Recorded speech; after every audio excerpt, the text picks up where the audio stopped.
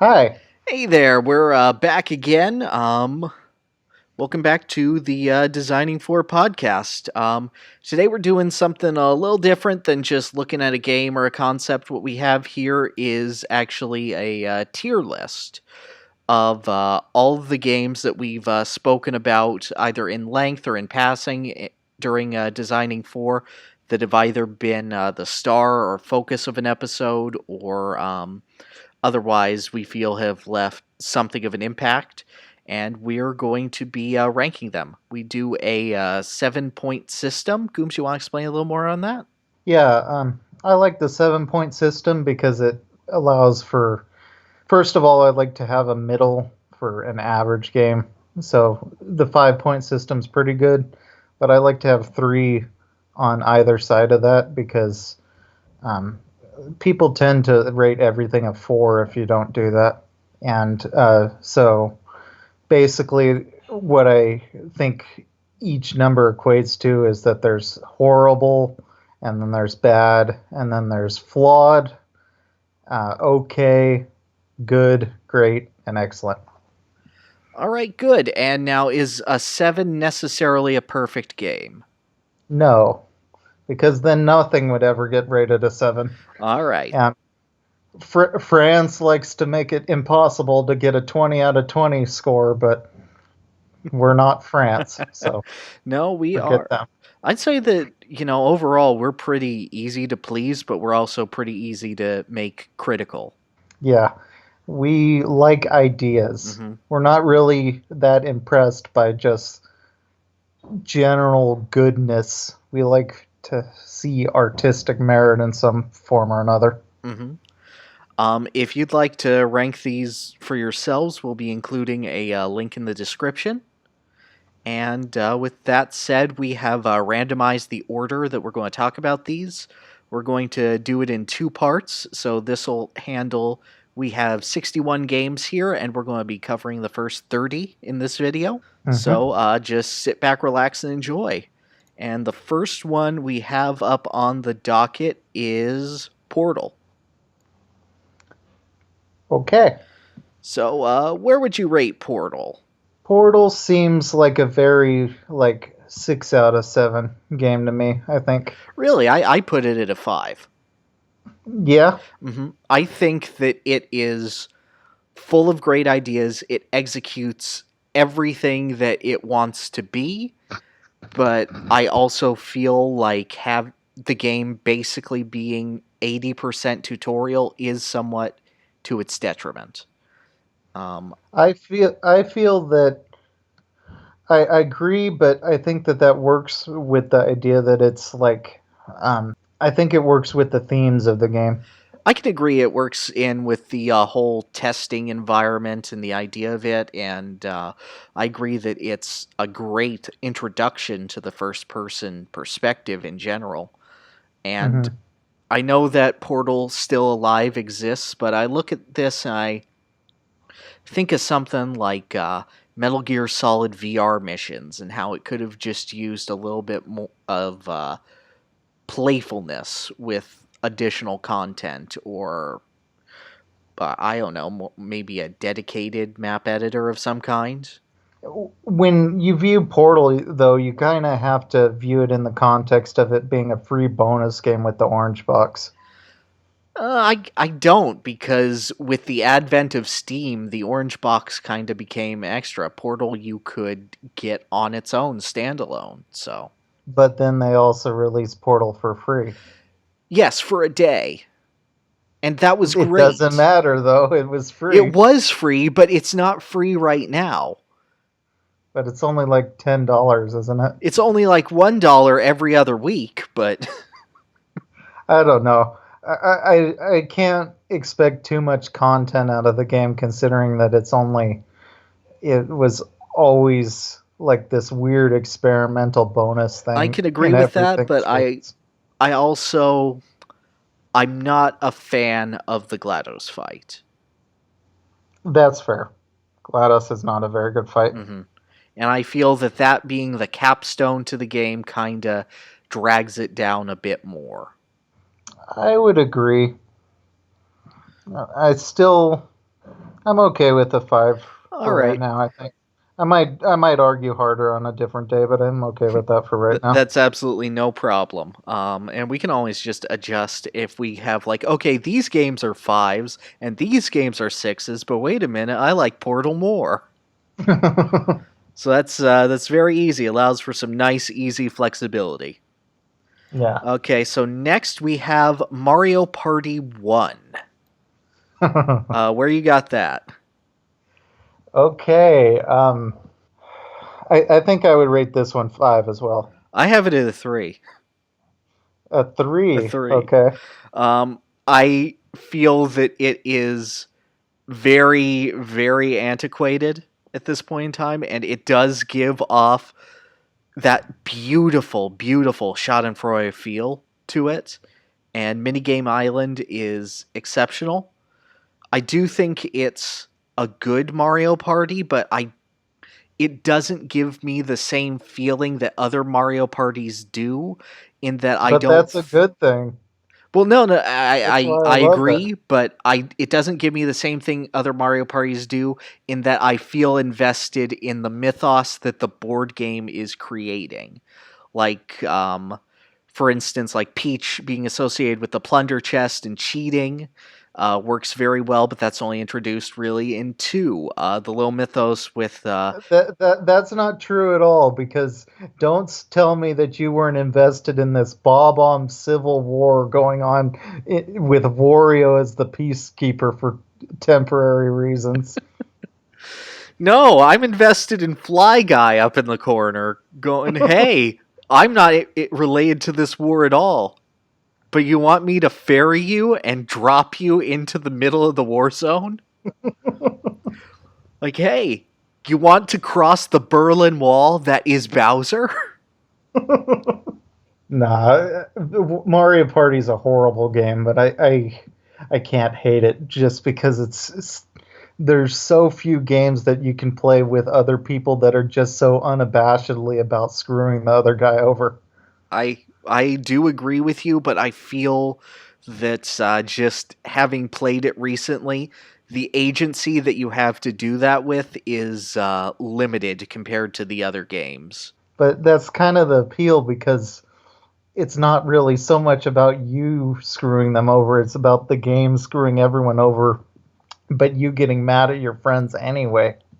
I understand and I get that it's like the ultimate test of friendship survival, Yes. which is great, but I just Let's do an episode on running of the bulb and how it teaches you how to overcome adversity with your friends. overcome adversity through curing them of possession by punching them. Ugh. Okay, I think that's fair if we put a middle ground as a 4. I'm okay with that, All sure. right.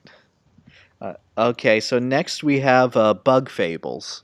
Um, for what it is already, it's definitely a 6 for me. But I mean, it's a demo, so I know it's a demo, but I felt that it was important to put on here.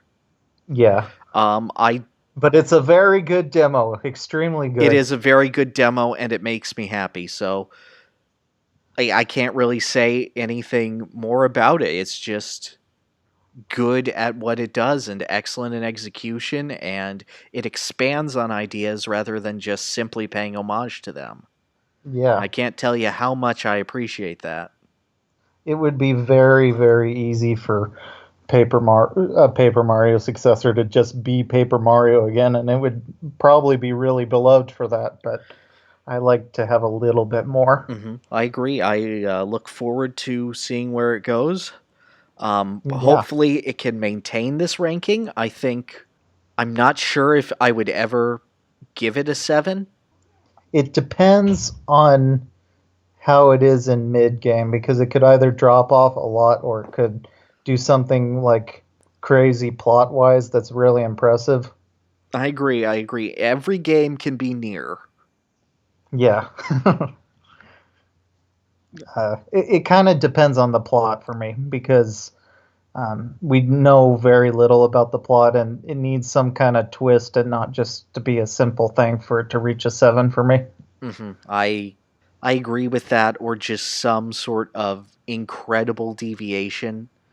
Like Yeah. if they somehow managed to do, I don't know, like a very, very flexible survival pit of 100 trials kind of deal. I Yeah. think I would be real impressed if they managed to pull that off Hmm. and make it not feel like the slog it's been in every Paper Mario game. But yeah, can't wait to see how that goes. Okage Shadow King. This one I'll leave to you since you only played that one. Okay, 2. Okay. Um, I love its sense of style. It's very vibrant, very fun to look at, very fun to listen to. Not necessarily that the music is good, but that it's interesting and it's very much in its own style. But also, it's attached to a very bad RPG. With one good boss fight. It does have one good boss fight, and I will say, having played more, it does have an excellent story beat. Um, the Uh, chapter, I can't remember if it's 4 or 5, does something really interesting with the whole hero's journey kind of thing, because mhm. the game is very tropey, like, oh, you're the hero hosting the evil lord. Here's the knight. This is Right. Dr. Kilsing. I hate him. But this is the princess. Escort her. And it plays with like it's kind of leans into I'm not like most princesses, but it also does it decently well. It's not like Disgaea levels of let's subvert things and point and laugh. How does it make you feel that Dr. Kilsing is the closest thing to internet fame that the game got? I hate it. I hate it so much. Why can't you like a good character like Big Bull? But yeah, to me, it's got a lot of the early RPG syndrome of talk to everyone in town. Did you do it? Okay, but did you do it and trigger this flag by talking to this sign? Okay, talk to everyone again. Okay, you can advance now. Yeah, that makes It's sense. got a lot of that, and that does bog it down. And also, it feels really unfinished Hmm. because it is. But even like the translation feels unfinished. It feels at times very direct. And I've shown you that text clip that said instead of showing characterization through dialect, they have in parentheses speaking in monotone. Hello and Yes. welcome. Yeah, and it's not really that hard to make it seem like they're speaking in monotone. Just I forget my example that I told you before, but it's not that difficult. Alrighty. Next we have Conker's Bad Fur Day. With multiplayer, it's a 6. Without, it's like a 3, maybe a 2. I have it as a 4 overall. Okay. Because I feel that yeah, you're right. The multiplayer does bring it up significantly. Like some of, if not the best multiplayer on the N64. Hmm. But it's also only half of the multiplayer that's good. Because like you will never play race and you will never ever play tank. You're not wrong, but And I know it's like, oh, you can ignore those modes, but I mean, they're there to be judged. And at some point, I'm going to get tired of beach. It hasn't happened yet, but I will get tired of it. it has heist too, and heist It is does really have good. heist, and I love heist, but there are a lot of times where I come to a stalemate in heist because Yeah. the respawn time is very fast in heist. Um, but yeah, the thing is about Conker's Bad Fur Day is that it has almost none of the Nintendo backing and support, and it really, really shows, Hmm. especially in single player, because like Conquer is so much more limited. The level design is very punishing, often on purpose, but then you have things like Bat's Tower, which don't really do it in a very interesting way. It's just punishing, and then that's it. Hmm. Um, the game is oddly paced, but and is pretty much entirely carried by its voice acting. I really like Windy. Windy's one of the best hub worlds in any game, Yeah, but someone should do a video on that. yeah, but it creates the odd sensation of where I don't actually want to go to any of the worlds because I know they're so much worse. Sometimes on purpose, sometimes in interesting ways they're worse, but Oh, so like Mario 64? well, okay, true enough, but but the other worlds are good at least too there. No, I know. I just wanted to throw that under the bus. Like I don't think besides Windy there's a single world in the game I would call above okay. I agree with that. It has so many points where it's weighed down, and, humor is subjective. You can always find and appreciate certain things, and other things will be like, that's absolutely repulsive. And I Uh-huh. mean, I understand if it's, a parody of objectives in video games, but I still don't care for, oh, it's the screaming shits, it is. Mhm. I like it when it has something interesting that it has to say, Mm-hmm. and that's only about half the time because other times it really is just I agree. edgy for edginess' sake. Mm-hmm. That said, I would not blame anyone for giving Conquer any numerical value on this scale. You're absolutely right. Except maybe one, because, come on, the multiplayer is worth giving it at least a 2. I you say that, but then I can't say like a very fundamentalist Christian mom would be wrong for giving it a 1.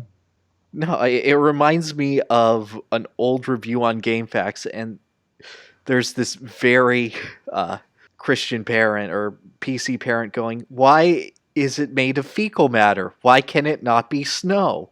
I have not counted a single instance where poo could not be replaced with snow." Okay, so Well, I can. His name's the Great Mighty Pooh. he's the great mighty snowman.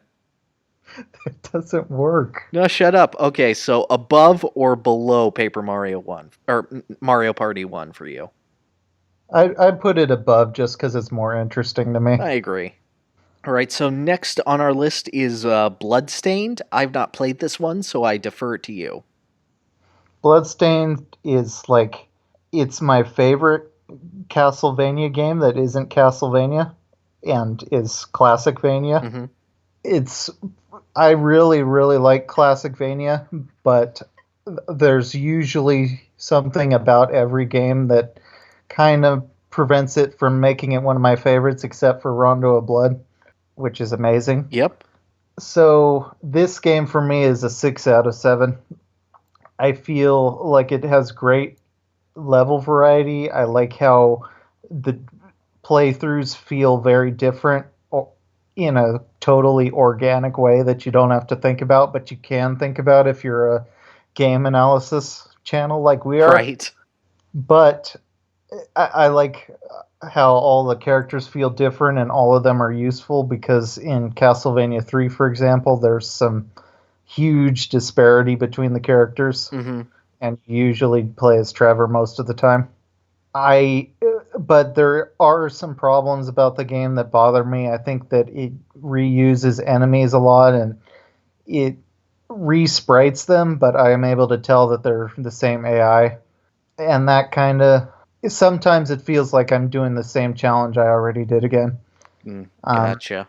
but it's not a huge debilitating issue. Some of the bosses feel like they get too easy after you've done them a lot of times, whereas other ones maintain their difficulty a lot better. But the bosses in general are really good. So it's just like a lot of little things that make me wish that it could be excellent. But Gotcha. I can understand that. yeah, Definitely. It being a good version of Castlevania 3 makes me incredibly happy. yes, it Because I is. want to love Castlevania 3, and I do not. Yeah, it's Castlevania 3 is a good attempt, especially for the time, because what other games besides Mario 2 do you have that go that all in with multiple characters? But it didn't do it that great. Mm-hmm. All right. It tried. So next on the list, I have Donkey Kong Country 2. 7. 7 for me as well. Yep. Oh, well, that was easy. Great level design, great level diversity. It's got excellent pacing, with especially towards the end, with how the castle turns into the flying croc and everything. Yes. And I like that it incentivizes you to collect everything by getting to play the best levels in the game. Mm-hmm. I feel like if I were to complain, I think that the true final boss is a little underwhelming. I think Cudgel is a little underwhelming as well. And I think that the second world could have used a little more visual variety. But otherwise, and some of the secret levels could be a little bit boring. But otherwise, there's very little to complain about in the game. What I love about DKC2, and this is one of my top 5 favorite games of all time, is its sense of flow. When you're playing as Diddy, it is so easy to go through enemies at a pace that's dictated by the developers, with you going at full speed, just mowing through, going from obstacle to obstacle. And that smooth ride makes it one of the best platformers to replay. It just, you feel so much better at the game every time without it feeling like a Mario game where it's like half of the challenge is adapting to what comes ahead. When you know what's coming ahead, it is significantly easier. DKC2 has that to an extent, but it's mitigated by, okay, if you want to go fast, you have a very high execution barrier. And if you don't want to go fast, you have Dixie, who is probably the best easy mode I've seen implemented in a character. Yeah. Just, it finds a balance in between, taking all of the challenge out of a game, like your tails or your nabbits, but still making it, giving you essentially an extra level of hesitation and the ability to analyze for just a second longer or go just a little further. One thing I really like about DKC in general is that, unlike something like Sonic, where it has the same camera as something like Sonic, where you're generally kind of zoomed in. And that usually means that you can't have as many obstacles on screen because they each take up more screen real estate. But Donkey Kong Country works with this because you're able to stop and start so much quicker than Sonic. You can instantly start running and you can instantly stop, which gives the game an excellent sense of flow and probably my favorite momentum in any platformer in general, honestly. I agree, and I love the combination of that with the roll. Yes. And this game probably capitalizes on that the best out of the original trilogy. Because DKC1, it was mostly for the sake of, okay, we have a bunch of enemies in a line. If you can do it, go for it. And I will say that a lot of people hate that essentially Diddy got replaced by Kiddy Kong in Donkey Kong Country 3, but I can see what they were going for there, and I think that it's not actually a bad idea to give what is essentially just Diddy Kong again some extra utility and being able to kill the burly enemies. I agree, and I think DKC3 would not work as well with Diddy. I feel like the structure of the game being more puzzle focused and more individual level gimmick focused, even more so than DKC2, lends itself to Kiddy's gameplay a bit more. Yeah. But we'll get to that when we get to 3. All right. Next we have Dragon Quest V, Hand of the Heavenly Bride. Okay, this one's a 6 for me. It's a 6 for Probably me as well. Okay. It's antiquated, but considering that it was also 1992 and its only competition for an RPG at that time was Final Fantasy IV, which is even more antiquated, I think it did pretty well for itself. I agree. It's not an RPG that I would play over, say, Final Fantasy VI. Same. It's not something I would play over Mario RPG, but that's just because Mario RPG is so well built for replaying. Yeah, it's just short in general, and you're constantly doing new things in that game. Just feels good. The thing about the game, though, is that it drags a little in the third act, but in general, the heart is very much there. Just that you're constantly feeling the events in this guy's life, and they all mean so much to him. It oozes charm in both the sense of presentation and in the sense of theming. Because, just to let listeners know, the crux of the game is you go through 3 acts. One is a young child, I believe. I can't remember if you're 4 or 6. But one of those 2 ages. Then another one as a young man.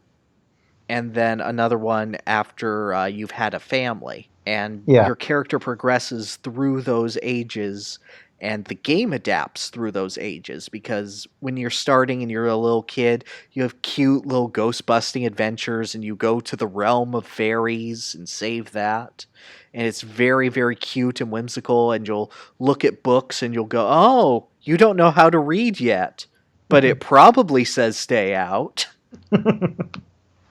I love that you are not the main hero in the game. I do too. This game, over 25 years later, still does things that other games have not. And that I will respect the absolute hell out of. I mean, you could say that the whole children mechanic is like, oh, I mean, you do that plenty in Fire Emblem and Conception? It's not anything like this, because there's actual drama that comes from being a parent and needing to fill the role as a dad. Right. Your children are not stats that you modify to get the ideal child. Which is a lot better. You have the same child no matter what. Yeah, you don't have to. Which is kind of how it actually is in real life. You don't get to choose your children. So yeah, the weight of the family dynamic is on the story element rather than the gameplay element, which is weird to say out loud that is the rarity. Yes. But yeah, I love this game. I smiled all the way through it, and it's a great time. I will say it's one of those that needs a guide by Act 3. Also, it's just really cool how the game basically inspired all of Pokemon. Yeah, pretty much. The game corner is aped from Pokemon. The entire concept of catching Pokemon is aped from Dragon Quest V. It's such a cornerstone of gaming, really, that no one really pursues. But to any Japanese person, it's just obvious that it's so important, and that this game in particular so led to everything else. If you are experiencing it, I would greatly recommend the DS version. The quality of life changes are life-saving, and it's just more charming, and Deborah is best girl. Would you put this above Bloodstained? I think a little bit, yes. All right. Because I would go, I would, but I haven't played one of those. Yeah. All right. So with that said, Donkey Kong Country 3. Oh, we only had to skip one game to get there. Exactly. What have you got this one Um, at? I got this one at a 6. I have it at a 5. I understand that the gimmicks can be off-putting to a lot of people, but I think that it just goes so thoroughly into that kind of level design that it's more like, to me it's like if there's a really high class restaurant where you can get anything you want and it's really good, or you can go to the buffet and it's really good because you get everything. And DKC3 is more of a buffet type of game, and I don't think there's anything wrong with that necessarily. I agree and I like it, but I will say it's probably the only game with the name Donkey Kong Country that I would be willing to put down in the middle of playing. Yeah. It's the only one that I feel doesn't have a level to level flow because of those gimmicks. Hmm. And it's one where I go, okay, that was fun, but that's enough for today. I could agree with that, but I think that it benefits a lot on retrospective because you're always going, oh, remember that one level? That level's really cool. Oh yeah, I agree, but on the same token, there's also, oh, remember Squeals on Wheels? That's a good I like name. Squeals on Wheels. That's a good name, but I don't like it. I like Squeals on Wheels. I don't like the idea, okay, let's stop and throw a barrel at a thing that I can see plainly. But it felt like I was making real progress when I was a kid. Oh, I'm so glad I'm murdering this old, musty power plant. This Pokemon Episode 4 Ash turning the water wheel power plant. Yeah, as a kid, I honestly would have said that besides Ripsaw Rage, Squeals on Wheels was my favorite level. Really? So, Well, yes. now I feel like a jerk. I could see that. I can agree with that. I know it doesn't really reach its potential because the gate is always like right there. Hmm. So it's like it's pretending to be a maze level when it's not actually a maze Hmm. level. But something about just getting that gate open piece by piece felt gratifying to me, especially with the ending where you drop down through all of the chutes. I can see that. My main issues are, again, flow issues, just because, if I hit a bad level in Donkey Kong Country 1, I can still get through it pretty quickly. Even ones where I'm waiting around a lot, like Trick Track Trek, which I Hmm. think is a fine level. But Yeah. say I didn't like that level, I could still get through it fairly quickly, or I would die a lot at it and I would slowly improve, and I would go, whew, thank goodness that's over. Where's the save point? DKC3 has waterfall levels, and those are slow no matter what, and they give you negative progress, and I hate that. I will agree that the waterfall levels are probably some of the worst in any DKC game. Hmm. And it has a lot of levels that are vertically inclined where you can fall and lose progress, and that's one of my least favorite feelings in a game. But besides the waterfall levels, what else were there? I would say the tree levels. You can't really lose progress in those though because they always have branches in the way. Depends on the area of them. I mean, I'll agree definitely with Ripsaw Rage, which is fantastic, Yeah. but I don't find that the death planes are aligned as well as, say, Beehive levels in DKC2. Uh-huh. But arguing with this, I would give this a 6 as well. I'm being a little harsh. Yeah. Because I Okay. enjoy myself. Not as much as other DKCs, maybe, but in the moment to moment, and I do think overall it's still the second best of the SNES games. Yeah. Okay, so placement in 6. Above Bug Fables? Um no. No? No. Alright, so I think at the bottom of 6 is fair then. Yeah. Excellent. So next we have Retro Game Challenge. This one's one that you got to do. I still want to play it, Mm-hmm. but it's expensive. Okay, I have this at a 4. This is the Game Center CX game, and what it is a lot of is just the attempt to make you feel in a highly childish, highly very arena way of making you feel like a kid in the 80s.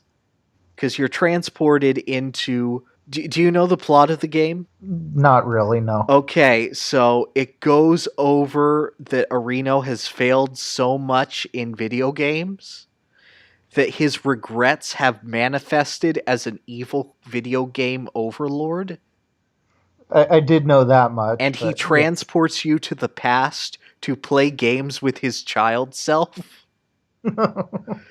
So you're constantly talking to this sassy kid who's like, "Oh, wow, you sure are good. Are you sure? Hey, I just got this new issue of Nintendo Power. You want to read it?" And the gist of the game is Areno is giving you small challenges to overcome, like get this far into this game, or beat this boss, or do the trick to give you extra lives in this platformer. And Hmm. it's interesting, and at some points you won't know what to do. And Arena will go, "Hey, I got this issue of Game Informer," or he calls it Game Fan, and it's got just like little blurbs from the editors, like how game magazines used to do. Only it's all Game Center CX staff. Like, Hmm. "Hey, look, this is Abe's corner. He really likes this driving game." Um, and it'll give you like little cheat codes and little exploits. Like, this is how you get the warp in the Galaga clone. Yeah. And it's all very cute, and it all very much feels like, you're learning. And it's especially fun because they tease very early on the RPG that they have. It's like, "Oh, Guardia Quest is coming." And it says, "Oh, Guardia Quest delayed. Oh, I'm sorry, it's been delayed again, guys." As an apology, they've released this. They've released Robot Ninja Haggleman 2, which is the same game, but we've also resprited it. This game got a brand deal with Cup Noodles. Have the Cup Noodles version of the racing game. It's all very cute and very of the tone of both the show and of the 80s, and is clearly made with a lot of love. The games themselves are accurate to the time period, but not great, because they're so accurate at being the early NES games that they come with the same problems as early NES games. The same Hmm. rigidity, the same repetitiveness, the same "this is an arcade port" kind of feel. Yeah.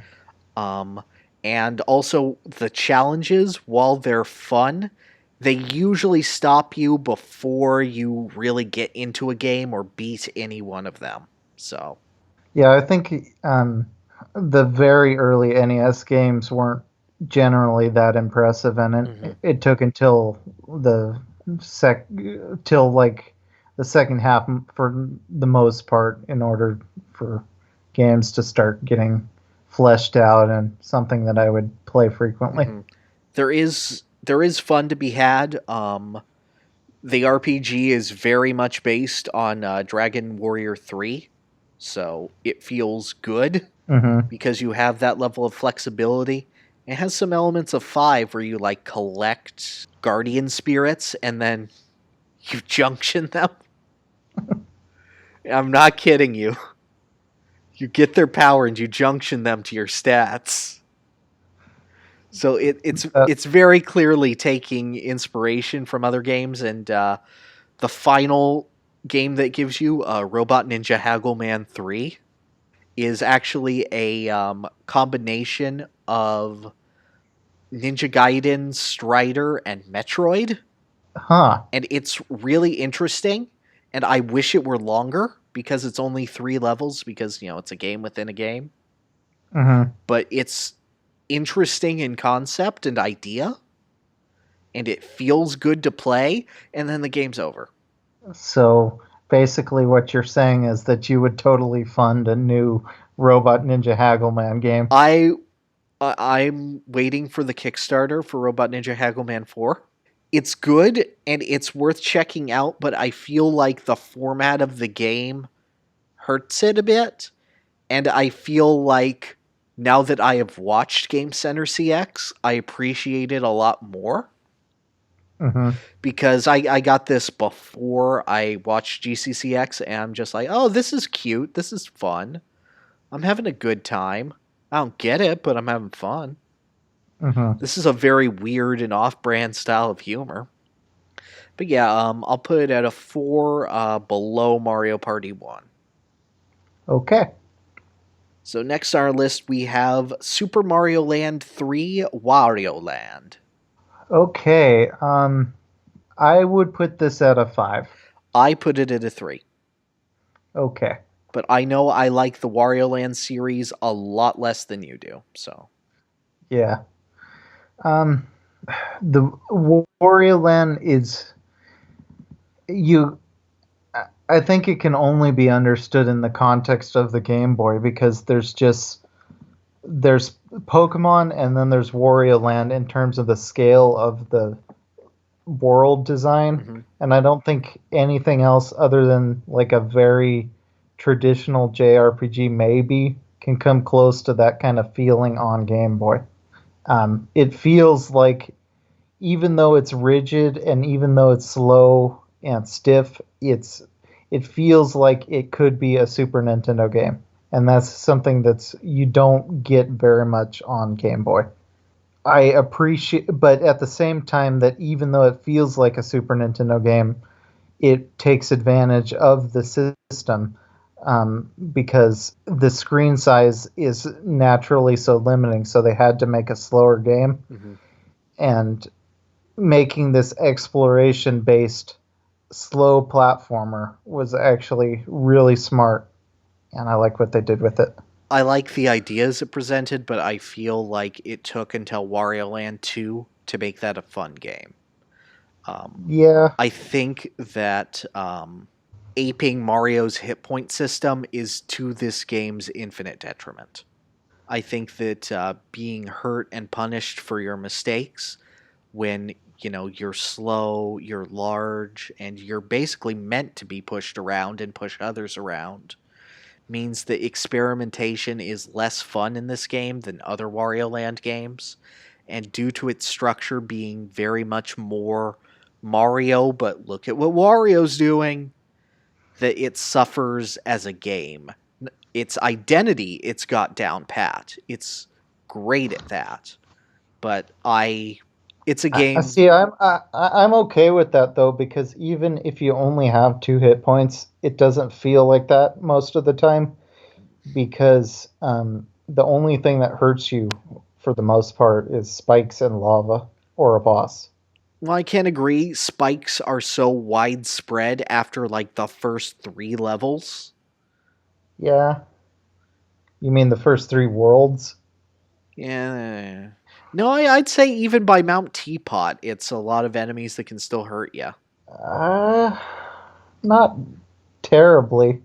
I don't know. It's not a game that I have fun playing, and it's a game that I Mhm. feel like I should be having more fun playing. That's fair. I could see that, I suppose. And I do have more fun playing Wario Land 2. That's a great game. I see no reason to go back to Wario Land 1. I I do because it's not really it's not really a puzzle platformer in the same way that Wario Land 2 is. And I think that having that different kind of game is worthwhile. I agree, and I'm glad that it exists, but it's not something that that I will play again for pleasure. It's Uh-huh. something that I have played to learn and enjoy its historical context and then leave it alone. That's fair, I suppose. But let's average it out to a 4. Alrighty. I would put it below Retro Game Challenge, obviously, but how would you compare it to Mario Party 1? I could probably put it below that one too. All right. I'll be generous and put it above Retro Game, I suppose. All right, Bloodborne, 7. Or, no, 5, I mean. Uh, great game, not for me. It's an issue. I really like what it does. I love its visual style. I can't play it. I'm real bad, guys. And it feels good getting good at this game. It feels good getting better at Gascoigne and learning when to dodge and stuff. And I do love hard games like this. I love God Hand. And I feel like this could be rewarding, but I don't like games where I can't hit stun an enemy back. How do you feel about the first level after having responses from it and whatnot? I appreciate being corrected. Thank you for your corrections. But I still feel that it is still undesirable toward newcomers. The fact that I did fact check and that I tried the level in multiple different ways and multiple different playthroughs, and it's only coming in after the fact, that, you know, maybe that's developed due to Soul's sensibilities, or maybe I and multiple other people are missing something. But I still feel that it is unfriendly in teaching what it wants to teach, which is be aggressive. Yeah. Be aggressive, learn to dodge, and figure it out. And I feel that, you know, having shooters all over the place and having werewolves that you can run past, but why would you? You've already beaten one. Oh god, there's 2. Oh god, they have like 3 times as much health. That's just a dick move. Mm-hmm. No, I do feel that once you get to Gascoigne, that the game really does pick up. That the game really is enjoyable. Until then, I don't love it. And again, it's just not for me. Yeah. I think Dark Souls 1, since that is very much more dodge his punch than counter punch, might be for me, but I still need to play Dark Souls 1. It seems more guided in what it wants to do. Mm-hmm. Bloodborne seems you don't move that fast, and yet the gameplay is so much faster. Mm-hmm. No, Dark Souls is great. You walk through a puddle, and then an enemy hears you, so you learn about puddles. It teaches you what it wants to teach you. That's how you do a tutorial, baby. God, if I had 5 extra minutes for that 15-minute video. Does it... but does it say, whose footprints are these? Huh?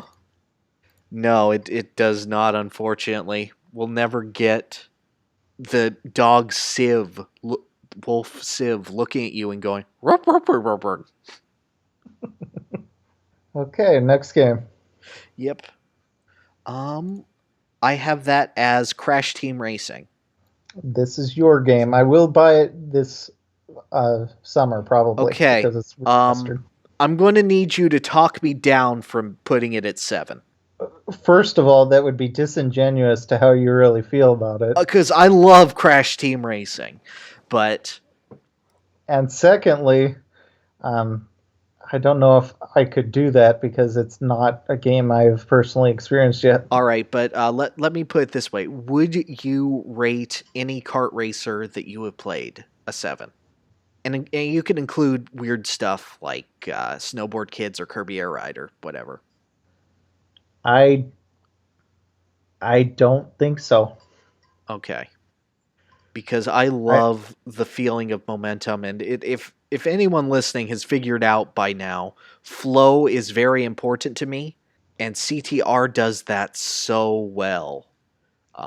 Like I think Sonic and All-Stars Racing could come close if I played more multiplayer, and if I got really good at it, and my friends got really good at it. That's fair. but that's the only one that's like a maybe. Mm-hmm. What I really love about it is that it has the sweet spot in between drifting from like the wide turns that you get from the average kart racer. Because, drifting sends you way off to the side, especially in Sonic and Sega. Mm-hmm. But it's in between that and the inward drifting bikes from Mario Kart. Yeah. And it gives you this great sense where you can line up a straight shot with your drift, and you can basically make any corner in the game. And the way that it handles boosts and jumping is just, you get a solid boost off of everything, and the way that the camera pans toward you and your cart rears up gives you that sense of speed where it's just constantly engaging. Something like Mario Kart, I feel like, okay, I live item box to item box, and the rest of the track is superfluous. Yeah, I definitely get that feeling most of the time too. Even something that's like visually spectacular, like, say, Music Park or something. Crash, I feel that I am always being tested, and I always have a chance to improve my driving and either get back in the race or extend a lead. The only Mario Kart, oddly enough, that I wouldn't feel like I feel that way because it's bad in a lot of other games. I mean, in a lot of other senses, is the original Super Mario Kart. Yeah, pretty Because in much. that game, it's so hard that and items are so uninfluential that you have to get extremely good at that game. And I'm finally starting to get the hang of it. I'm on 150cc, but ever since the first game, they've made items almost the entire game, pretty much. Mm-hmm. And Crash, I feel, has the best balance in between items and racing skill. Mm-hmm. And I mean, it says a lot that there is a blue shell that hits everyone in front of you, and I still feel that it's balanced. Well, actually, I greatly prefer items that destroy everyone in front of you as opposed to only destroying the person in the very front. Mm-hmm. Because Basically, the way it works is, with the Wumpa Fruit system, it's one of those warp gates from Crash 3. And mm-hmm. if you don't have 10, it is a Mario Kart 64 blue shell where it'll travel along the path, and if anyone gets hit, they get hit, but it'll hit first, definitely. And Yeah, if you have 10 Wumpa Fruits, it lightly tracks everyone on its path. that's really smart. Mm-hmm. But I think lightning is a way better item in Mario Kart than the blue shell is Mm-hmm. because lightning is a universal benefit to everyone. It gradually gets more severe as it gets to first, and you can see the immediate benefit for the person who activated it. Whereas blue shell is far more beneficial to the guy in like third than it is for the guy who actually launched it. Yeah, that is very true. I guess my only complaints with CTR are that the battle tracks are very large, so they're not very good at actually getting you to hit people. On the same token, it's also kind of fine because they're expansive and fun. Like, Mm-hmm. they're fun places to just be in. So, God, I don't know. I love everything about Crash Team Racing. And if Then call it a 7. it is a Listen to 7, your heart. but it feels weird to say Crash Team Racing. That's one of the greats. Listen to your heart. Don't listen to your top 100 best games ever by IGN.com. No, shut up. They ranked God Hand as the 100th best PlayStation 2 game. Just to say, we're sorry about that review, but here's 99 games that are better than God Hand. Okay, fine. It's as 7, and it's underneath Diddy Kong Racing, and we will get back to this once you have played the game. Oh God, please don't let the remake change too much. It looks really good from It what looks really it's shown. good, but it also looks like you jump a little less high and you go a little slower. and that makes me go, "Ooh, you're slightly changing it. I don't know how much I like that. Please let me feel it." If it's only 95% as good, it'll still be great. That's true. All right, so next we have Castlevania Rondo of Blood. 7. I have it at a 6, but I'm fine with it being 7. Yeah. 7. It just, every level is immaculately designed for 2 characters nonetheless. They feel so different, but every aspect of every level feels like it simultaneously wants you to play as either Richter or as Maria. I do think Yeah. that Maria makes it a little too easy at times. I think she's easier, but it was never too easy for me because you have so much less health and you have so much less reach. I honestly thought that the characters were balanced, but I have a lot more experience controlling a Belmont, so other people might not feel the same way, whereas Maria's easier to learn.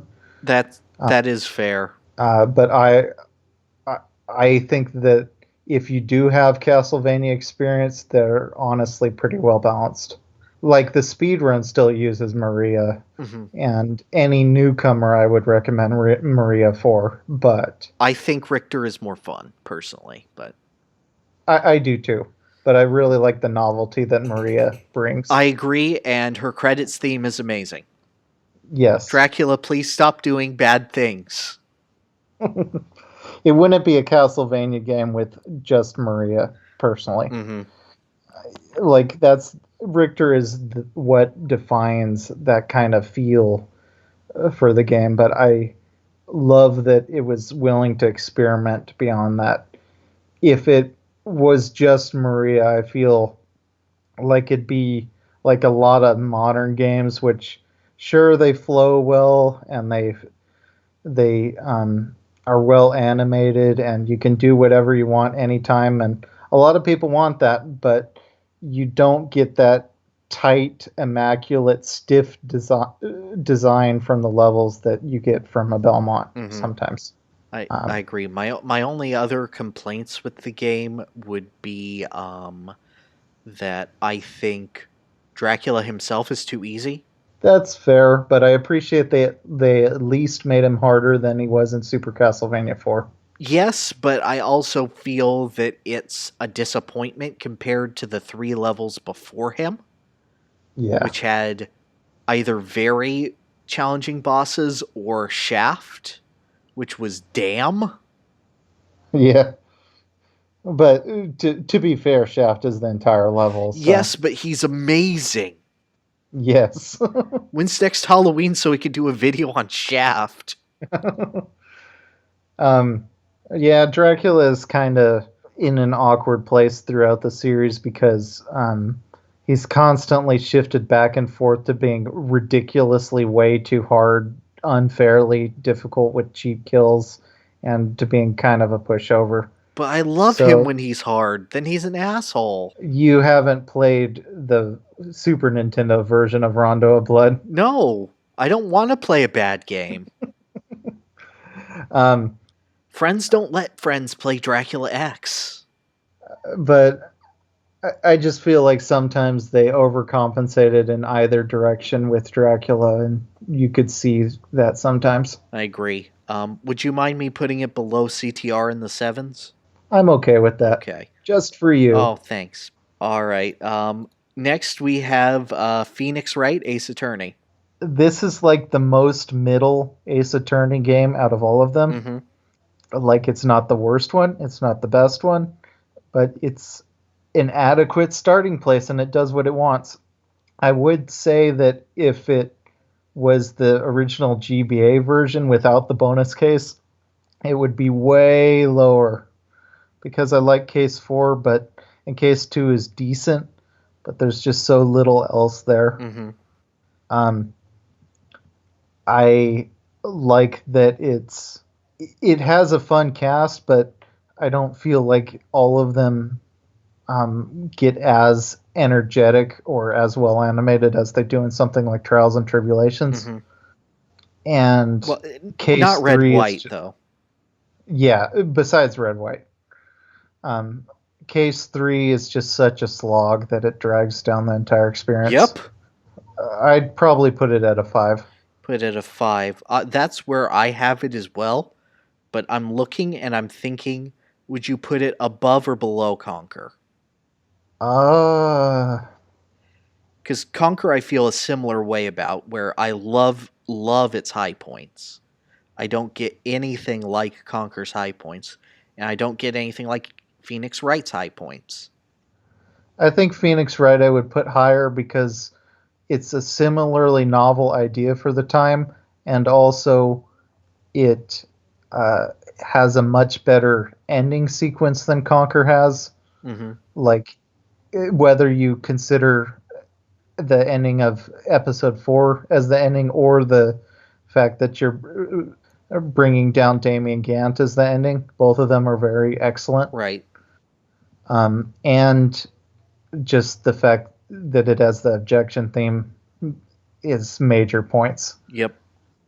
It uses its OST stronger than almost any game I've ever heard.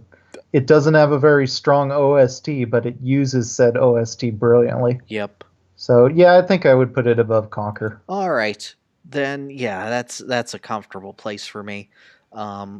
As always, characterization in Ace Attorney is great. Seeing Edgeworth's arc is really nice. It's one of the things that elevates 1-3 from being not a total waste of everyone's time forever. Yeah. I like every part of 1-3 after you get um, the lady on stand. What's her name? Yeah, Diva Squeeze. Yeah. The case gets good as soon as she gets on stand, I think, but that's only like a very small portion I of it. like the Cody Hackins cross exam. I didn't like. I thought that making Samurai Slap into a puzzle was kind of cheap. Yeah. Like that you needed to guess that the fact that he uses a Samurai Slap, and that's the contradiction you're pointing out. I never liked that much. All right. Fine. I guess you got me there. I think it makes a better movie than a game. Not for the later games, especially when they play with the format. But No, I agree. But yeah, go watch the Ace Attorney movie, everyone. It's really good. It shouldn't be, but it is. Yes, one of the best video game movies ever, Mm-hmm. technically. All right. Next, I have Katamari Forever. This one is for you. All right. I'm going to put it at a 4, and I'm going to put it at the bottom of 4. Okay. It's Katamari. It's very, very good. It's very, very fun. It also takes a lot of shortcuts. There are so many levels remade for this game, so many things repurposed from other Katamari games that that the more I look into the series, because I loved this game when it came out.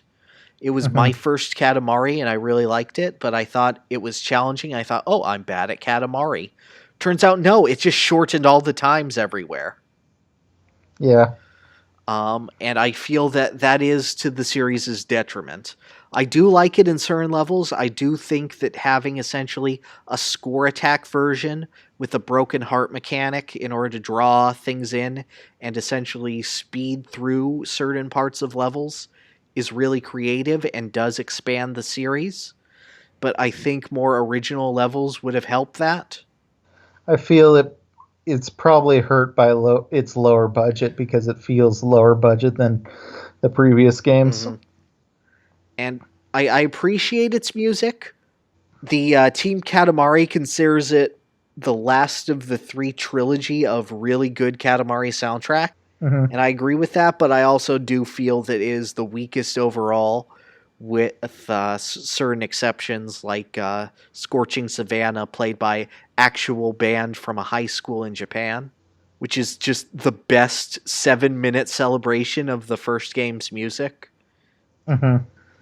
But Yeah, I feel that most of its clever ideas were taken right from We Love Katamari, and I don't exactly enjoy all of the additions. Like they gave you the ability to jump by flicking the DualShock, and if it sounds weird and uncomfortable, that's because it is. So yeah, it's a good game. It's a good amalgamation, but it's not better than what it takes from, with only a few exceptions. It feels much better to support the original two games. How would you compare it to something like Mario Party the Top 100? Much better, but Okay. also I don't like Mario Party the Top 100 because it's like, okay, let's take the multiplayer aspect out of the multiplayer game Yeah. and make it not fun. At least this is still Katamari. That just seemed like the most obvious comparison because they're both games that are the same but not the same No, I in was a at big the collection. God with top 100. I'm like, I am so in. I want to see what stupid decisions you make, and I realize, oh, you made as few decisions as possible, but you also ported the final battle from Mario Party 4, the one that is covered in GameCube nostalgia because it's on a cube. Okay, next game. Next game. All right. Pokemon Yellow.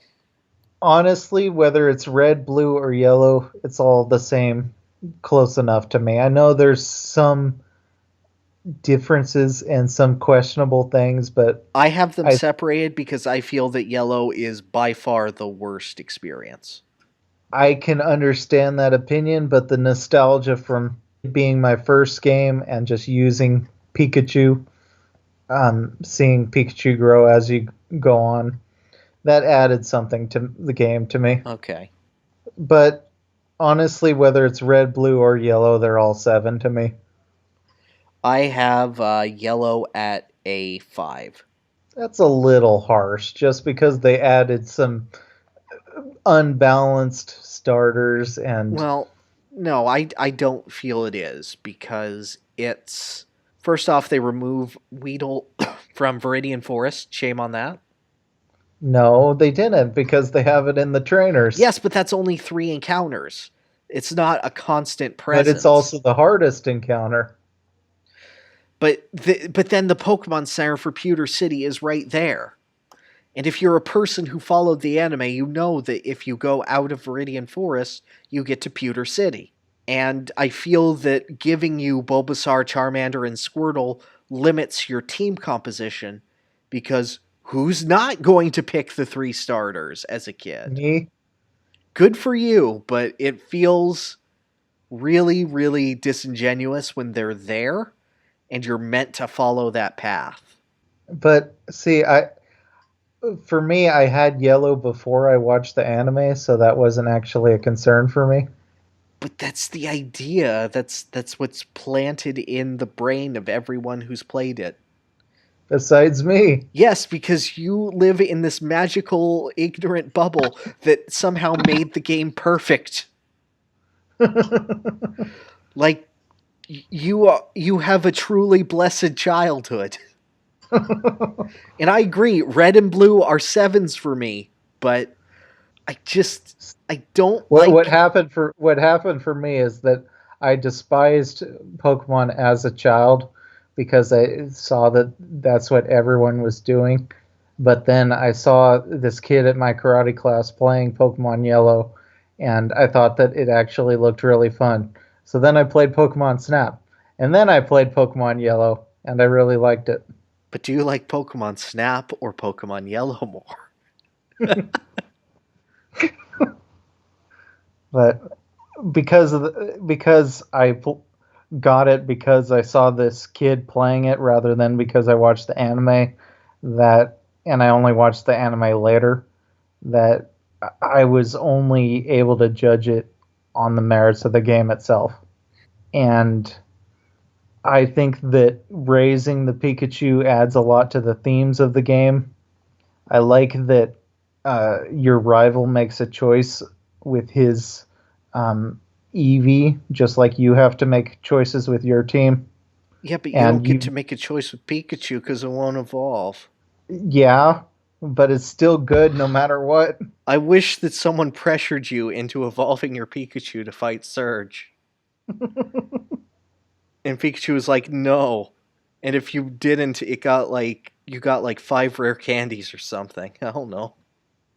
I think I actually missed Bulbasaur as a kid because I was a dumb I one. couldn't figure out how to get him as a kid either. It's like, there's a Bulbasaur. Let me get it.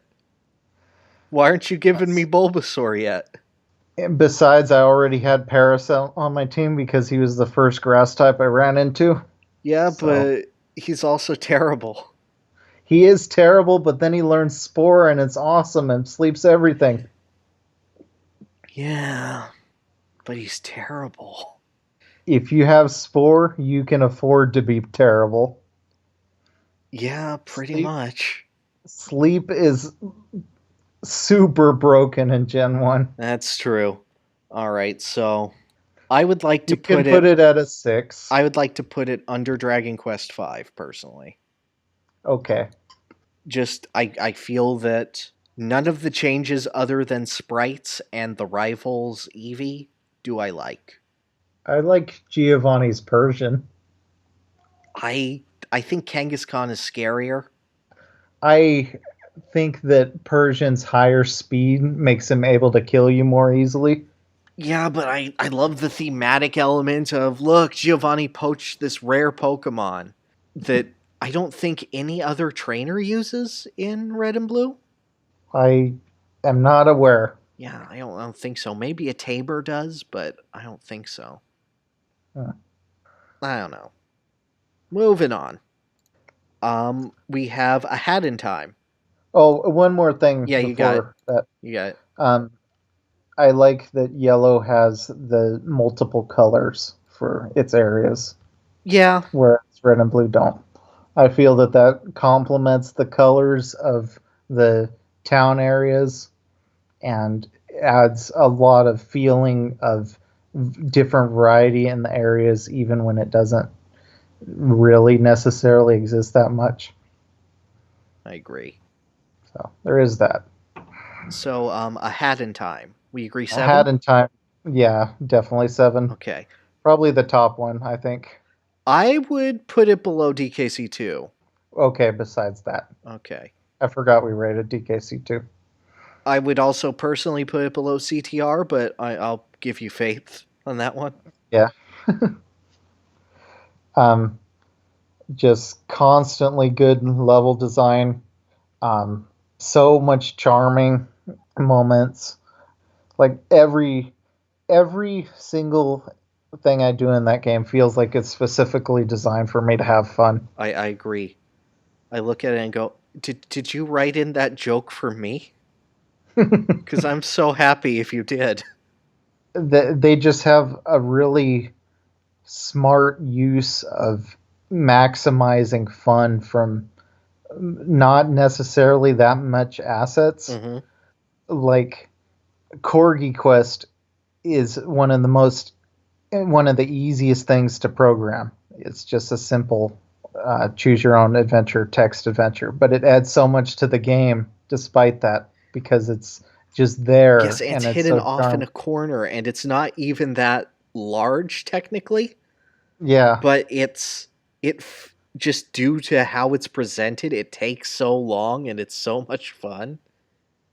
but then you have if it's like the exact opposite of a game like Binding of Isaac, which constantly takes every asset it creates and drives it into the ground and makes okay, let's have a card that triggers this asset, and let's have this a room that triggers this asset, and a spell that triggers this asset, but it's slightly different than this asset. Mm-hmm. And eventually, you just start feeling the repetition of how they're using the same core pieces over and over again. Mm-hmm. But had in time, you always introduces new things. It has such a wide breadth of new things that you're never constantly going, Yeah, they reused this part from level 2. Hmm.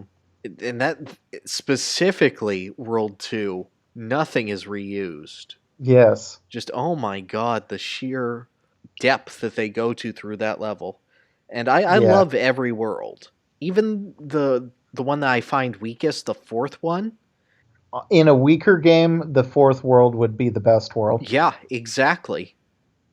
It's still really good at making you feel like a sense of wonder and going from place to place. And like the zip lines are just a super magical feeling. And it's so colorful. Hmm. So even though I think it's definitely the worst world too, the fact that I can say so much positive about it says a lot. Hmm. And I still have to play Death Wish, which I hear people say is a little much in Yeah. difficulty, but I'm all for it because I enjoy repetition. If it's a matter of, hey, overcome this challenge through the mechanics of the game, I will keep going.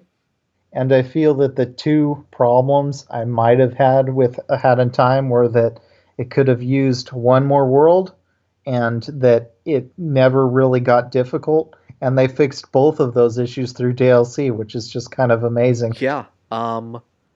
Still the best bosses in any 3D platformer Yeah. by far. Uh, I would say that there are examples that don't involve 3D platforming but are still good in 3D platformers, like Phantom Manta, for example. Yeah, I can agree. But it definitely has the best bosses that make you enjoy 3D platforming as a concept. Hmm. Like worlds better than say Mario Odyssey's bosses. Yes. And I like Bowser in that game. He's actually fun to fight for once. Since what, 64? Yeah, definitely not in Sunshine. Uh-huh. Galaxy, I think, was an okay idea once. It just got repetitious I to can do it two agree. more times. Galaxy 2, no. No. And then 3D World's just a level. A good level, mind you, but it's not It's actually not a a boss boss. fight. Unless you count the car. The car isn't that great, though. It's not. But he has a car. But yeah, my only complaints are occasional bits of camera jank. Yeah, and I'm forgiving to that considering it's an indie game. I am too, and I'm forgiving of it because it's not any worse than than what it's taking inspiration from, like Mario It's Sunshine.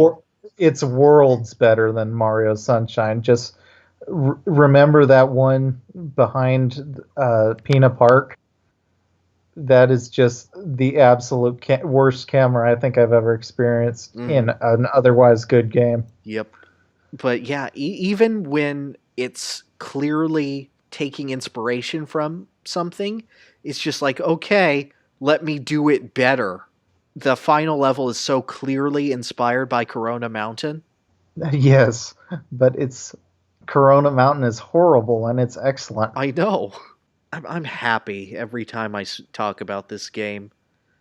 I Hmm. don't know where it falls in my favorite games of all time list, but I love it. And it's my second favorite game of 2017, which was a stacked year. So, Yeah. do we have to talk about other games, or can we just talk about all that's good at hand time?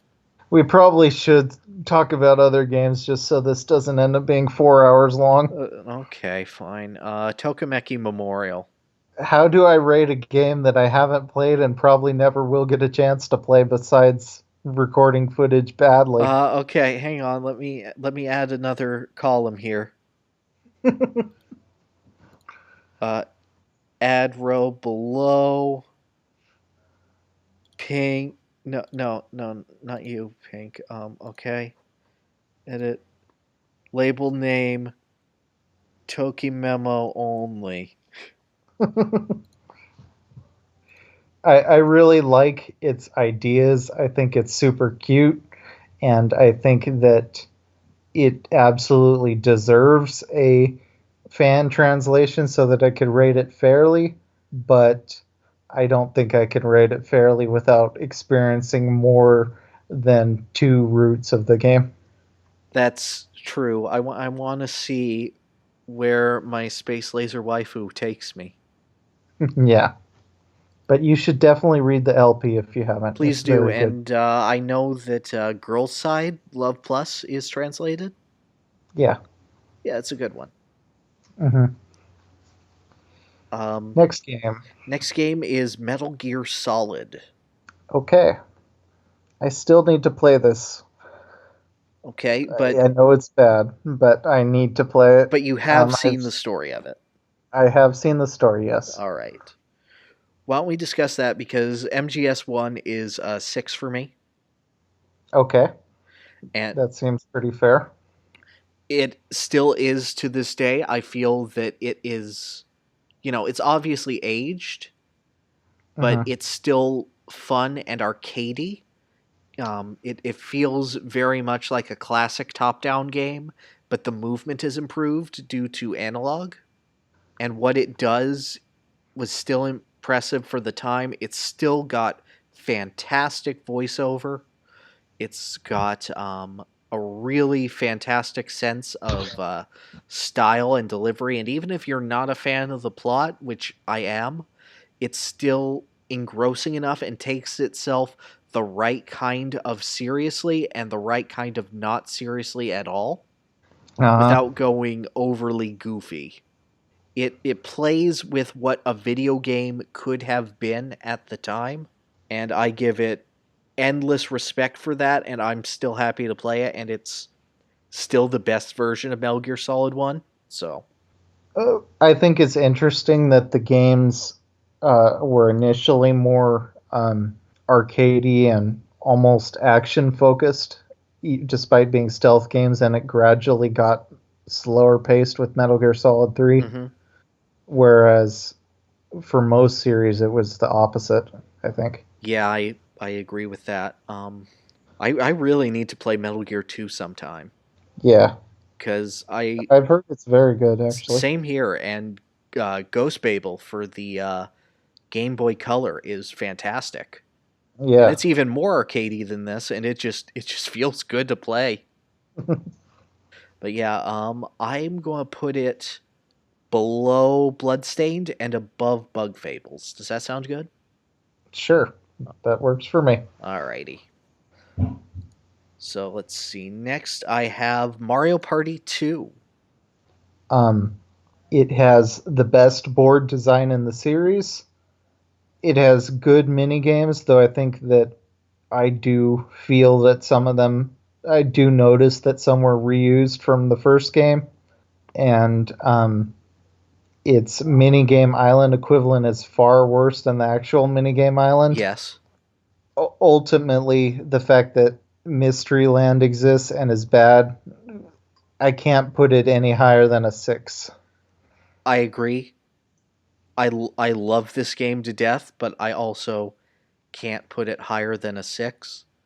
Yeah. But we have Portal at 5. Would you put it above or below Portal? Uh, Because that's the question for me. yeah. I feel that just for me personally, because I don't have much multiplayer experience, I'd have to put it below it. Mm. But I understand that if you do put it above it, um, a lot of that is due to your experiences with other people. It It's is. just no, it's just no one ever wanted to play Mario Party with me, so I can only look at things in a kind of clinical way. No, I understand that, but God, is it fun to play this with people? Yeah. It's it's the Mario Party that I come back to, and I love the series to death. And I Hmm. know that it's cliche to have 2 as the best one, but it is. I mean, three of the boards are easily some of the best in the series. Mm-hmm. Those being Bowserland, Horrorland, and Spaceland. Mm-hmm. And I can even see people having an argument for Westernland. I find it a little too Yeah. big, but I see people loving it, and I go, that's a okay by me. Hmm. I get that you like not having a bank take 5 coins at the very start of the game. Mysteryland is just flat out bad to me, though, It is worse Wario's Battle Canyon. And I think that not having any kind of single player game that's worthwhile does hurt it, especially when you get into something like Mecha Marathon and you just hit a wall. Oh my god, did you also hit a wall at Mecha Marathon? Yep. Oh, I feel so vindicated. I see people mashing, I go, oh my god, how do you physically do this? My hands are slow.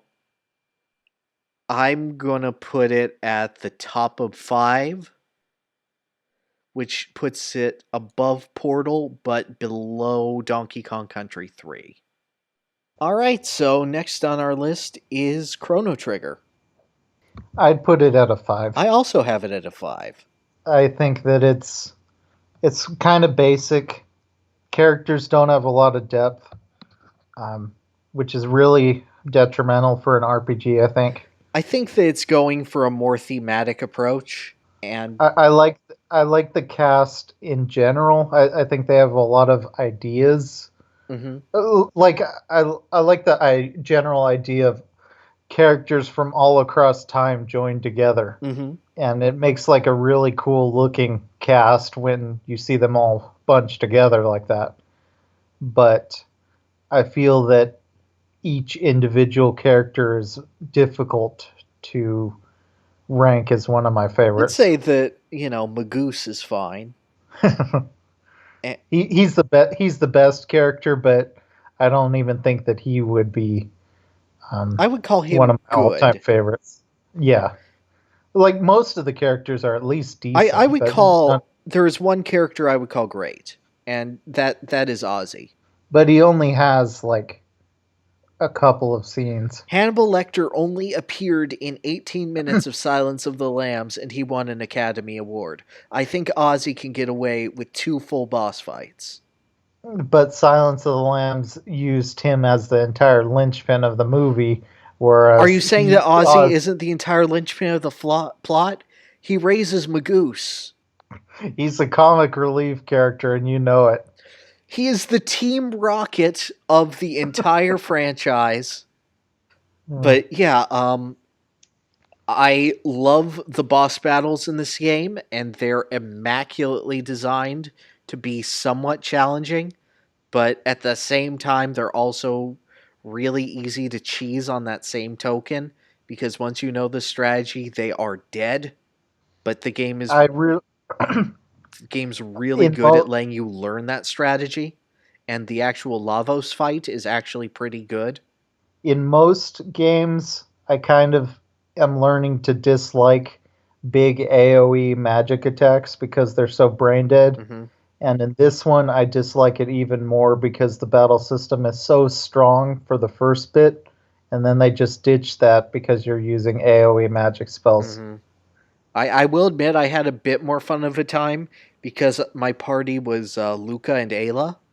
So I got to miss most of the AoE except for Luca, but hers is all based in groups because they're grenades and they explode in a certain radius. So I'm like, oh, I still get to have fun. Yeah, but when there's like all of these triple text, which are big screen clears like Antipode and etc., it gets a little repetitive because that's often the best choice. I agree, but I do think that the Black Omen is one of the strongest dungeons, and I feel that this game does have a strong end game and a strong middle and a strong beginning, and the bridges to them are all really, really, really weak. Yeah, I would agree. It feels disjointed. It feels like... It kind of feels like Mother 3, but with less heart than Mother 3. Yeah. I like the beats of it. I don't like the flow of it. Yeah. We'll say that still one of the most fabulous soundtracks. Yeah. Absolutely. So I'm going to go down every game that we have on 5 from top to bottom and tell me if you'd put it above it. Phoenix Wright, Ace Attorney. Nah. Nah. All right, bottom of 5. Okay. Perfect. Next, we have Tadpole Treble. 2. Mm. I have it written down as 3, but I could see 2. Because there are levels that I really, really, really enjoy. Same, but it's fundamentally so not good, and most levels aren't that fun. Yeah. It's loaded with charm. It's got charm to spare, but I wish this was an animation and not an awkward rhythm game. You make a strong point, but I I love what Moonlight or Midnight Bayou, whichever one it is. Midnight Midnight Bayou, yeah. Bayou, I'll always get those two confused. But so much of that is just the song and how good it is. Yeah, but I feel that the obstacles actually make sense, and then there's the little heart made out of out of the health points at the end, and it's so cute and it works. All right, fine. I'll give it a 3. I would not say, I would say that that's one of the highest I would rate a game that is designed that poorly. No, it's okay. I will. I'm fine with it as a 2. I just want to give shout outs to that level because I legitimately love it. I honestly think your experience might be better watching a playthrough of it on YouTube than actually playing it. I would agree with that. I feel that you'll have much more fun with it, especially the final boss, because that's really fun to watch, Hmm. but you don't have the time to watch and react when you're Hmm. actually playing it. Yeah, and a lot of the final boss actually, some of the tells, I forget what it was. It just seemed like it wasn't clear what I had to do, which was odd. Yeah, no, I Because, remember waiting forever for something. yeah, the one of the most important things for a rhythm game to be is clear. Hmm. Like they specifically make every input as obvious as possible so that you can do more inputs per second Hmm. than usual. Tadpole Trebles is really loose, and even though it's so charming, the charmingness kind of interferes with how the level is designed because it's less clear. Hmm. So I don't want people to feel like they can't make things that they want to do just because it'll hurt their games, but making something obvious and also making it charming is possible, I think, and this is only charming, not I obvious. agree. Such a shame. This whole 2 ranking, which is now just Tadpole Travel and Okage, is just, oh, so disheartening. Yeah. All right, next is Jack and Daxter, the Precursor Legacy. This one's for I you. don't know if it's a 2 or a 3. It Okay. it grows. I fundamentally dislike its controls. It's hard to explain, but imagine if you were playing Mario 64 and you did the long jump, but instead of continuing your momentum just stopped at the long jump. Uh, so, like, you do the duck and it doesn't have the slide animation, it just stops and then you do the long jump. Yeah, and then after you do the long jump, it stops for a second before you can do the long jump again. I see. Because Yeah. Jack won due to the nature of its squash and stretch. Yes, he turns into a Sasquatch. Uh, squash and stretch animation and how dedicated it is to that. Every animation is set very rigidly. It looks It, great, and yeah, it feels like it was designed for animation first mhm. rather than game feel. and that's easy to see, especially after Crash 3. Uh huh. But there's a lot of great technical points. The animation is great. The way that they render an entire 3D platforming world is incredible, but I don't feel like it was a game that was fully ready for 3D. What is there is for exploring a 3D plane is basic at times, and when it's not basic, it is segmented into honestly not that fun mini challenges. But it does have moments where it's good. There's this undersea level that is very, very reminiscent of like a Crash 3 level. Uh-huh. And it feels good to play that one because it's like all in pipes and you're going down linear pipes and it feels like a Crash 2 sewer level, but with the Crash 3 Atlantis theming. And that's really good. And that's only one level. Yeah. And it complements the game well because, Crash is similar to Jack's controls. You can stop on a dime. But then I remember when you described the nonsense that you had to go through in order to just restart that mini bike challenge. Oh, well, that whole mini bike level is awful. I'm Yeah. not even considering that one. And then there's a level where a whole section of the level is hidden behind a tree that just looks like window dressing. Yeah, that's pretty bad. And I hate that, but I know people really like this game, and I can see why. And I hate being hard on it, but...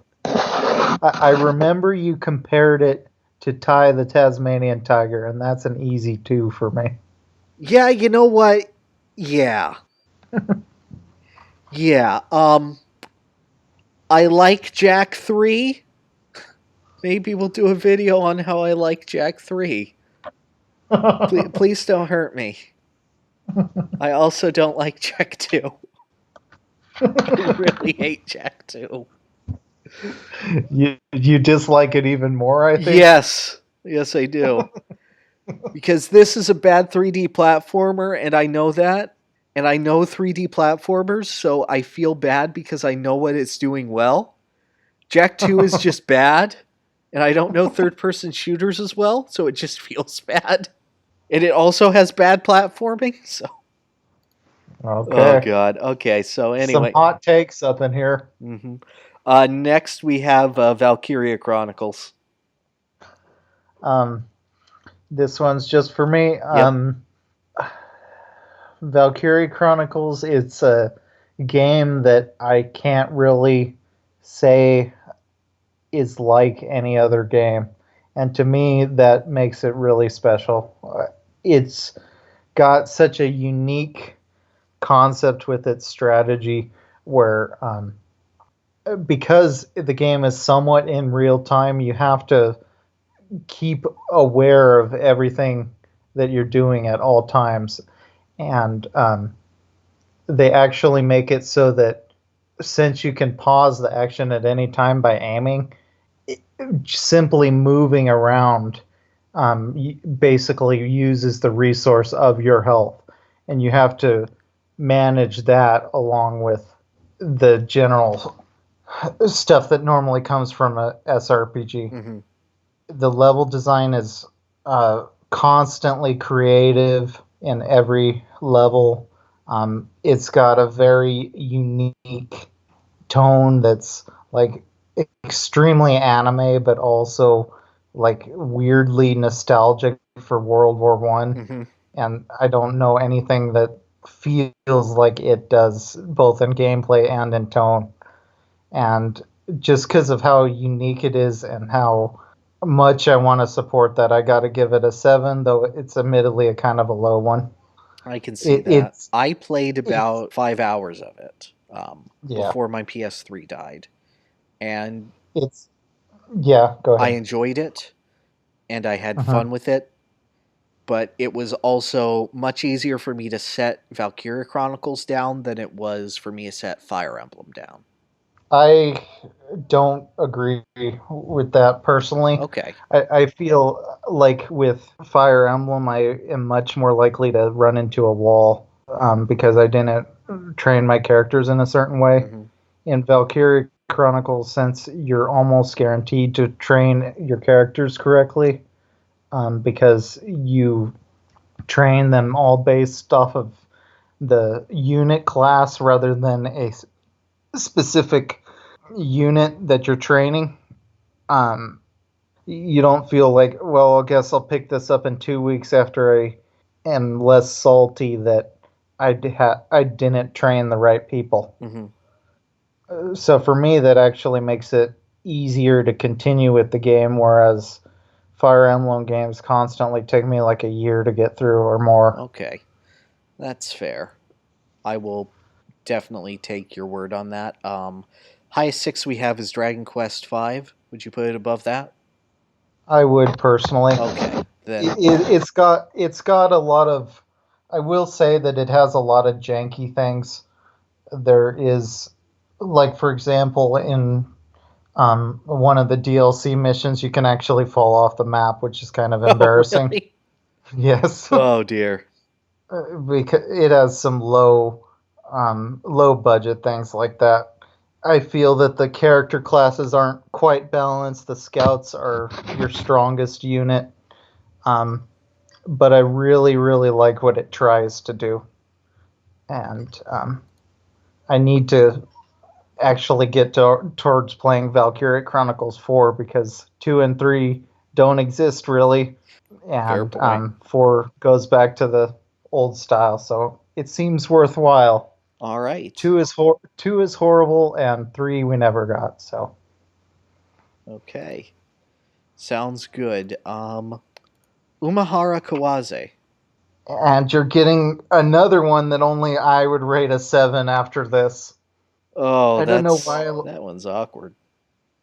Yeah, I don't know why I like this game as much as I do, I but I have it rated as a 5. okay, that's fair. It's not a game for everyone, but it is a game for me. I would put it close to Portal. I can understand that, but it's so it's difficult to describe for me because it's so existential. It feels like something that only exists because this guy really likes programming and he wants to make this cute little game that has nothing to do with anything. I could understand that. It's a similar feeling to like how Link's Awakening was made. Yeah, it's not a very deep game. You don't see a lot of stuff to analyze, but I just appreciate that it has this feeling of like childhood through gameplay. You trip and it feels like you're slowly learning like a child would through this stupid obstacle that looks really easy and really straightforward, but then when you get good you can do all these crazy things with the fishing pole that are just insane.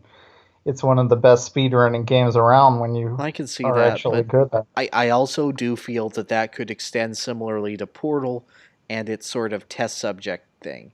The only difference being But that being a child is obviously more enjoyable than being a test subject. I think Portal is ruined by the fact that the best strategy in Portal is to go out of bounds. Well, yeah, So but it makes it I don't no mean longer. that as a speed game. I mean that as what it's trying to do thematically.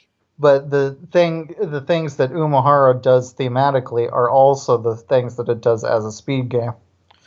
I guess that Like that much is true. all of the all of the movement that you can do in Umahara Kwase is totally intentional, just due to how versatile the physics system All is. right.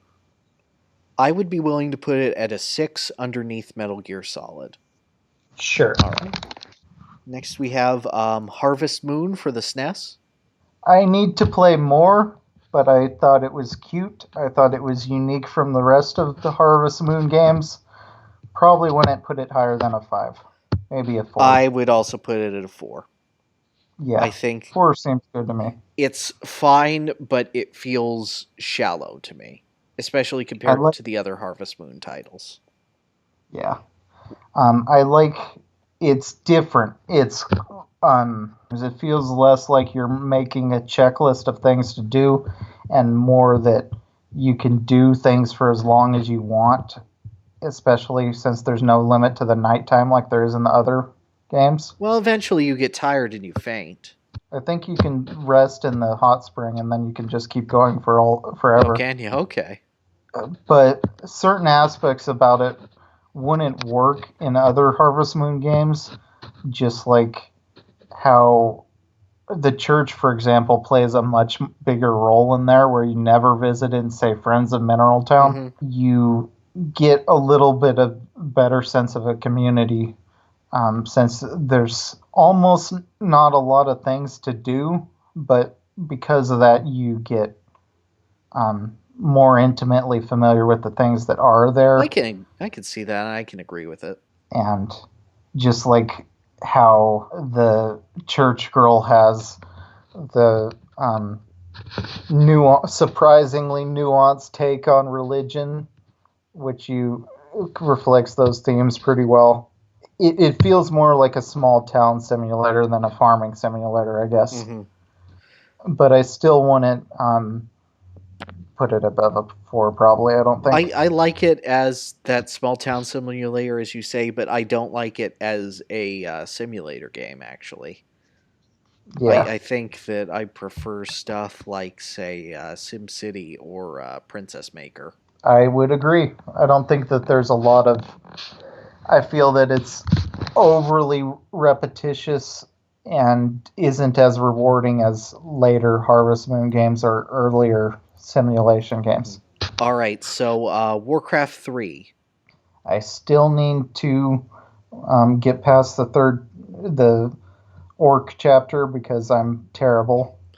That's and it's fair. on my other computer. Um, But I do really like it.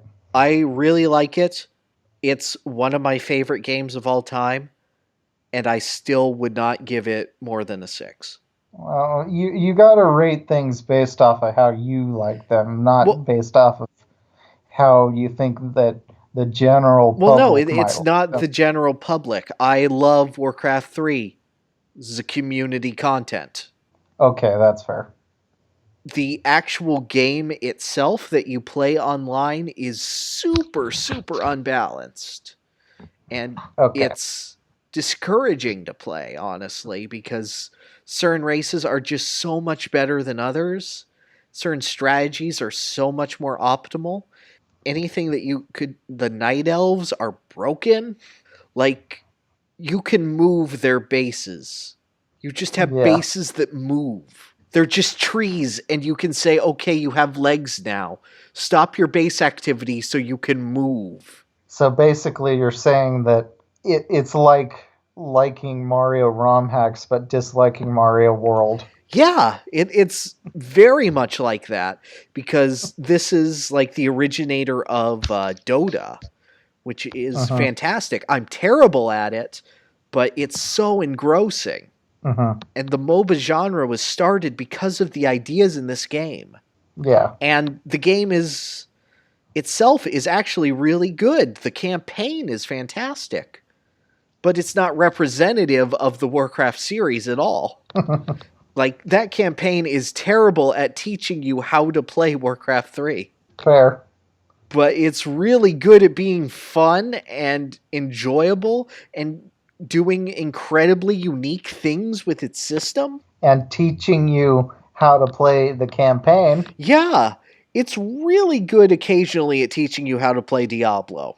Okay, so I don't have to feel guilty about only putting it as a 6 then. Yeah, it's so weird for me because I love this game to death. It might be in my top 10.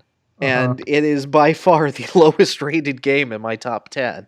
Because all the things that come from it are entirely because it has a really, really good world editor. I can understand that kind of game. Mm-hmm. Like, I messed around way too much with Lunar Magic as a kid, and there was that same kind of feeling. Mm-hmm. Yeah, so I kind of understand where you're coming from with that. And you thought I was caving into pressure. No, I have my own bullshit reasons. Okay, next we have Super Smash Bros. Melee. Yeah, this one's a 7. 7, yep. Just completely ignore everything competitive related, because that is it's neat, but it's like not why I love the game. Now that it's over, it is fun history to watch. Yeah. And I really do hope it's over. But no, the reason I like this game is because it got me interested in the history of a company. It got me um, excited to learn things, to experiment with characters, to experiment with a genre that I hated. Um, I like that you're constantly doing new things in the actually very entertaining single player. It has a greater variety of stages and characters and items than is even comparable to the previous game. It was the game to get for the GameCube when it was brand new. It feels so complete as a game. The OST is fantastic. There's very few games that feel as complete as Super Smash Bros. Melee does. Melee feels like the entire team working to create one beautiful project with Yeah. all these voices coming together as one. Hmm. Every subsequent Smash game has felt like a lot of voices coming together and trying to put their own spin on various things. And you can Yeah. see that a lot, especially with the direction the OSTs for later games have gone, as well as like the amount of gimmicks loaded into Smash Force Cast. Everything in Melee feels like it complements everything Hmm. else. And not everything Like, is perfect. Kirby's grab no. is terrible, but But I mean, like, the target test teaches you about movement. mhm, Uh, Home run contest teaches you about combos. All of the single player modes teach you to care about the characters instead of just learning them because it's a fighting game and you have to learn things to get good, and that's appealing in of itself. Like, everything that's there feels like it's jam packed, but it all feels purposeful, except for 3 Minute Smash. compare to Brawl Target Test, and I don't know how that's supposed to make me feel engaged in learning that character, I agree. or like Stage Editor, which is just gimmicks, but because you're building the stage, you aren't going to learn anything about the characters. You're going to learn how to use 5 assets in the same way a million times on 3 backgrounds. Yep, and most likely they're all jerk stages with no exits, but a Yeah. lot of fire. Can you Uh-huh. cross the giant fire pit of death? Everyone's going to make a platforming stage in that level, even though Smash Brothers is a really bad platforming game. Yeah, but yeah, I love Melee, and it's still my favorite Smash. It's mine too, honestly. It might not be my constant go-to Smash, but the memories I have made with it and the fun that I've had with it are just incomparable. All right, so I know that our current top three is Donkey Kong Country 2, Hat in Time, and Smash Melee. The question is, where does Melee fit in those three? I think it's number 3 for me personally. Number three? I would put it as number two, but Yeah, I could understand that, but I'll set it as three. That's fine. And we're ending on a strong note. Bubble Bobble Revolution. This is just what the randomizer picked. well, I guess you only played it, Yep. so So this is a 7, and I'm going to put it in between Rondo of Blood and Valkyria Chronicles. It really speaks to me on a deep level of it being a 1 because oh my god, I have not had less fun with a game. Like everything in that game is miserable. You move so slowly. The options are so barren. Every level feels like it drags on forever. but it was made by Code Masters. Inst- Masters of Code.